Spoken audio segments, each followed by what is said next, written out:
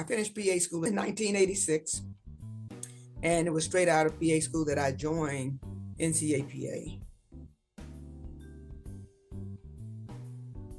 I had a classmate who was very active in committees, so he kind of recruited me to participate and get involved. He was very revved up about it, very much into progressing the profession. So that's how I basically got started. In those days, the academy was basically 100% volunteer. We had no paid staff. And one thing that really impressed me about the organization was how well it was structured. They had a tremendously intact and specific infrastructure, though even as years went on, I saw where that was even refined a whole lot more. But it was great to see that for a volunteer organization like NCAPA. I remember one consultant saying to us in those early days when I was a part that we were kind of in an adolescent stage as an academy. And since that time, I mean, the academy has kind of taken off. I think we are fully grown. We've kind of found what our identity is all about, and now we're appear to be more apt to kind of reach out and do some other things and be at the forefront rather than kind of seeing what we're going to latch onto and what we're not, and that kind of thing. Whoever the supervising physician was, they were responsible for you as a PA, and they sort of dictated to you what you could and could not do. You had to have a written arrangement in regards to that.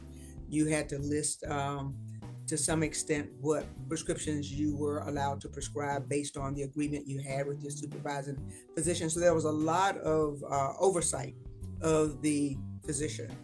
Fast forward to now, just this past year, we got the optimal team practice legislation passed, which of course is not enacted yet, but what it will enable us to do is have a whole lot less of an administrative burden as it relates to practice team, which will include not just physicians, but other clinicians that we may care for the patient alongside.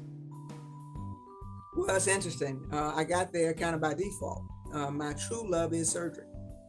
And during my years of working in student health, emergency medicine, and public health, I came across a couple who had a OB-GYN practice, and we were chatting. They heard me say that that was my true passion. So they invited me to become a part of their practice, and the rest is history because I'm a female and I appreciate being able to tell others or inform or let other females know, to educate them on their bodies, on what's available for them, the choices that they have, that they do have choices, to relate to them things that they won't necessarily talk to their mom or their auntie or their best friends about. But this is a place where they can really let it all hang out as it relates to those things that are most sensitive to them or intimate to them. There are not a lot of PAs in obstetrics or gynecology. Historically, that has been a nursing or nurse practitioner area, but more and more physician assistants are moving into that area. And I think as that occurs, then we'll have more of a voice in terms of citing specific needs that we have in that specialty that maybe other specialties don't have. We established a solid foundation. We created great credibility, and I believe that will continue on in the future because we're not the type of organization that just hops on everybody's bandwagon and just go willy-nilly. Things are done in a very thoughtful way. We research and we make sure that there's a support for the commitments that we make.